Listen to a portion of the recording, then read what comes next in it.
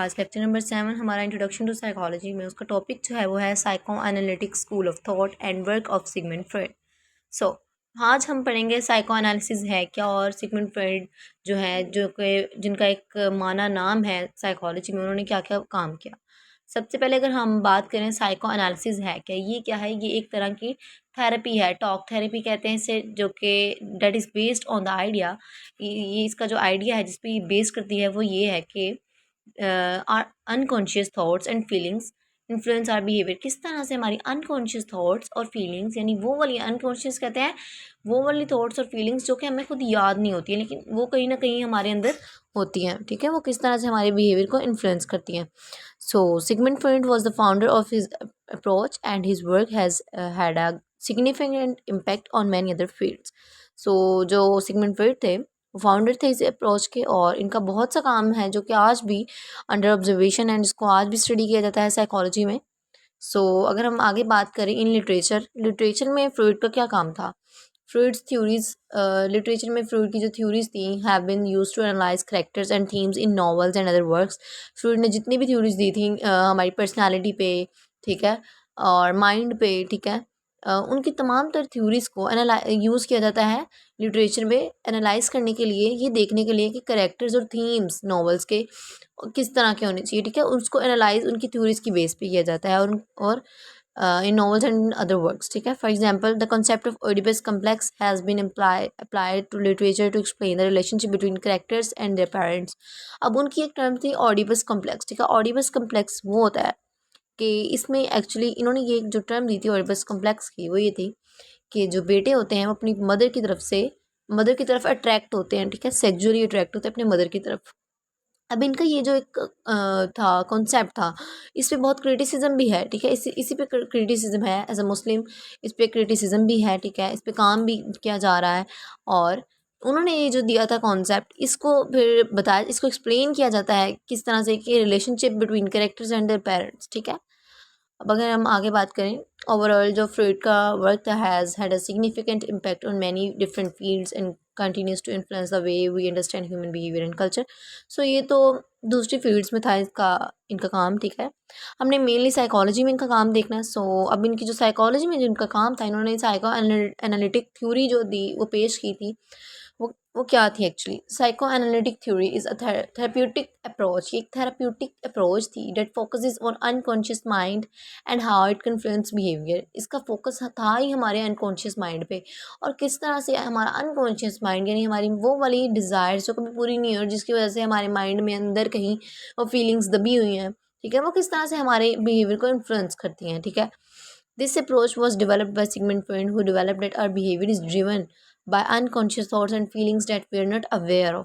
अब Sigmund Freud की तमाम जो भी थ्योरी है उसका जो एक कहते हैं ना कि उसका जो मेन फोकस था वो था ही अनकॉन्शियस माइंड पे। उनका ये मानना था कि जो जितने भी हमारा बिहेवियर होता है, हमारा बिहेवियर जो है ना वो बनता ही हमारे अनकॉन्शियस थॉट्स और फीलिंग्स से, यानी हमारी जो फीलिंग्स जिनसे हम अवेयर ही नहीं है, वो वाली फीलिंग्स जो हमारी कहीं दबी हुई हैं, थॉट्स जिनसे हमें अवेयर नहीं है, वो कहीं ना कहीं हमारे बिहेवियर को कि हमारे किसी भी बिहेवियर की वजह वही होता है। According to psychoanalytic theory the mind is divided into 3 levels. इन्होंने माइंड को 3 लेवल्स में डिवाइड किया था। इन्होंने कहा था कि माइंड जो है ना, हमारे माइंड के 3 हिस्से होते हैं, ठीक है। इन्होंने इसको आइसबर्ग से इन्होंने रिलेट किया था। इन्होंने कहा था कि आइसबर्ग का सबसे जो ज़्यादा हिस्सा होता है वो पानी के अंदर होता है, और जो पानी के अंदर होता है वो क्या होता है, हमारा अनकॉन्शियस माइंड होता है, और थोड़ा सा मतलब थोड़ा सा ऐसे ऊपर, पानी से ऊपर और पानी से बिल्कुल अंदर दरमियान में जो होता है वो प्री कॉन्शियस माइंड, जिसको सबकॉन्शियस माइंड भी कहते हैं। और जो कॉन्शियस माइंड होता है जिसको हम जो कि बहुत ठीक है, थोड़ा होता है, वो हमारा पानी से ऊपर होता है। अब हम इनको एक्सप्लेन करते हैं। सबसे पहले अब इन्होंने इसको आइसबर्ग से क्यों इन्होंने रिलेट किया था, वो इसलिए कि इन्होंने कहा था कि अनकॉन जो हमारा हिस्सा पानी के अंदर होता है ज़्यादा, वो हम उतना ही हमारी पर्सनैलिटी को क्या कर रहा था, इन्फ्लुएंस कर रहा था, वो हमारा अनकॉन्शियस माइंड होता है। अब इन्होंने अब हम तीनों माइंड्स को पहले देख लेते हैं कि इनका मतलब क्या है, किस तरह से इनके मीनिंग्स बन रहे हैं। सबसे पहले है conscious mind. The conscious mind is a part of mind that we are aware of and control.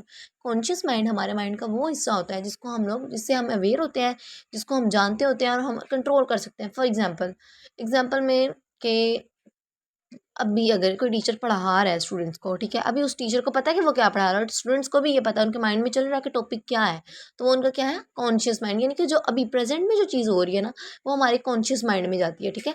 Conscious mind में हमेशा वही चीज़ आएगी जिससे हम अवेयर होते हैं, वो वाली चीज़ें जिनसे हम अवेयर हैं, जिनको हम जानते हैं, जो हमारे प्रेजेंट में हो रही हैं और जिनको हम कंट्रोल कर सकते हैं, वो हमारे कॉन्शियस माइंड में होता है। अगर हम बात करें प्री कॉन्शियस माइंड की, जिसको हम सब कॉन्शियस माइंड भी कहते हैं, अब इसमें इन्होंने कहा है कि the preconscious mind contains thoughts and feelings that we are not currently aware of but can easily bring to consciousness.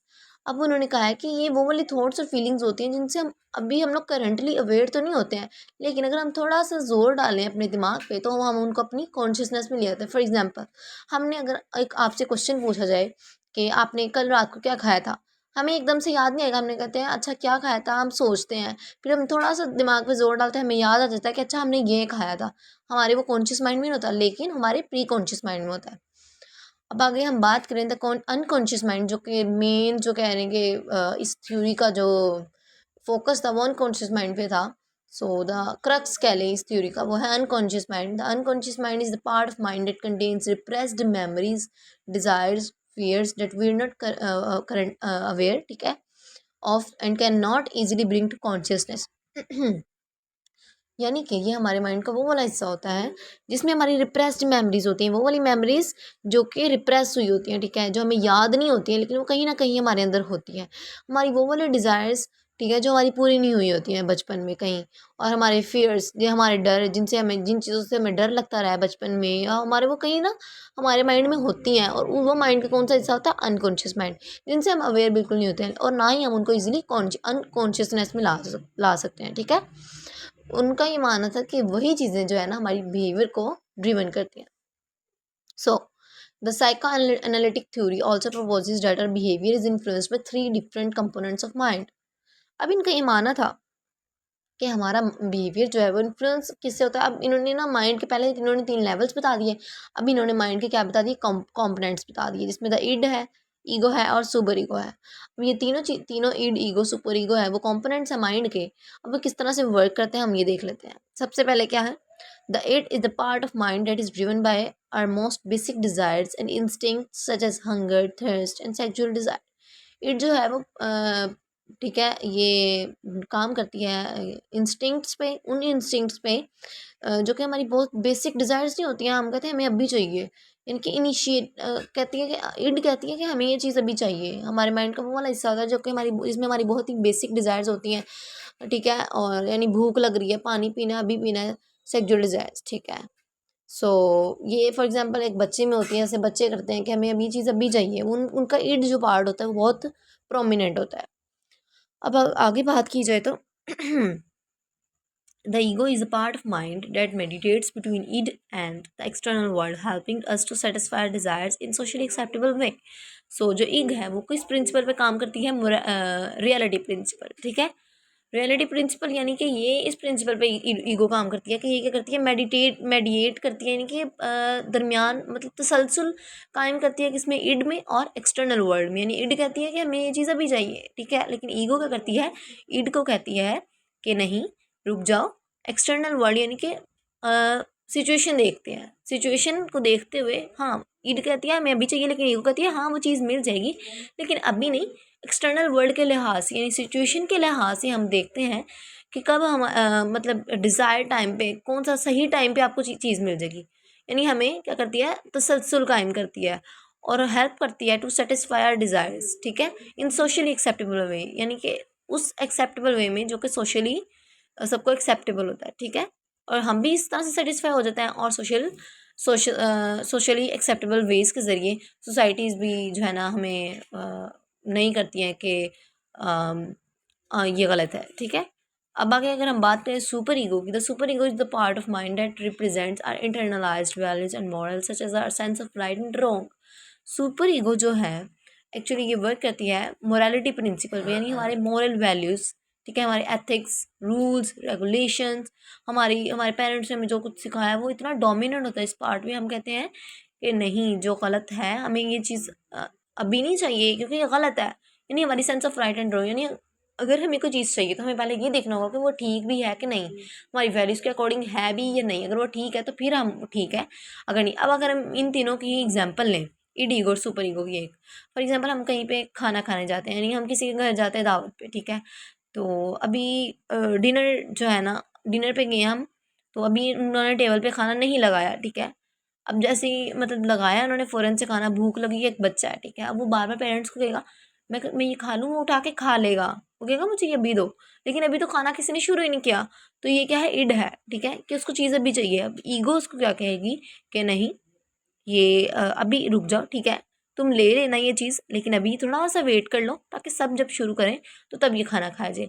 लेकिन जो सुपर ईगो होगी वो उसको ऐसे ही कहेगी, ऐसे रोकेगी कि नहीं ये गलत है, ये तुम्हारी वैल्यूज़ के अगेंस्ट है, कि तुम, ये बहुत अनएथिकल है कि तुम किसी के घर इस तरह से जाओ और ऐसे पकड़ लो कोई भी चीज़, ठीक है। ये हमारी तीनों क्या है, पार्ट्स हैं, कंपोनेंट्स हैं। अब अगर हम बात करें कि psychoanalytic therapy involves exploring unconscious mind to uncover repressed memories, desires and fears। अब ये थेरेपी ये थी कि इसमें क्या होता है कि एक्सप्लोर किया जाता है अनकॉन्शियस माइंड के उन हिस्सों को जो कि अनकवर किया जाता है, ठीक है, रिप्रेस्ड मेमोरीज को, डिज़ायर्स को और फियर्स को, ताकि बिहेवियर में चेंजिंग लाई जा सके। This is done through free association. अभी इन्होंने ये जो थेरेपी थी किस तरह से होती थी, फ्री एसोसिएशन से। फ्री एसोसिएशन क्या है एक्चुअली, इसमें क्या होता है, पेशेंट को इनकरेज किया जाता है कि to say whatever comes to mind without considering their thoughts. यानी इसमें इन्होंने ना एक बनाया था तरीका, सिगमंड फ्रॉइड ने, कि उनका जो पेशेंट था उनको काउच पर लटाया जाता था, वो और उनको कहा जाता था कि आप लोग बोलें कुछ भी, आपके माइंड में जो आ रहा है वो बेझिझक होके बोलें, बगैर किसी डर के बोलें, अपनी थॉट्स को बाहर लाएं। तो इस तरह से उनके अनकॉन्शियस माइंड की रिप्रेस्ड मेमोरीज को अनकवर किया जाता था, ताकि उनकी जो भी ट्रॉमास हैं उनको दूर किया जाए, ठीक है। The therapist then helps patient to interpret their thoughts and feelings to understand how they influence their behaviour. फिर थेरेपिस्ट जो था उनकी हेल्प करता था, इंटरप्रेट करता था उनकी थॉट्स को, फीलिंग्स को, ठीक है, इस तरह से कि किस तरह से इन्फ्लुएंस किया, किस तरह से वो इन्फ्लुएंस कर सकते हैं मज़ीद अपने बिहेवियर को। अब अगर हम ओवरऑल बात करें, psychoanalytic theory proposes that our behavior is influenced by unconscious thoughts and feeling, that and that understanding these influences can help to change our behavior and Bye bye.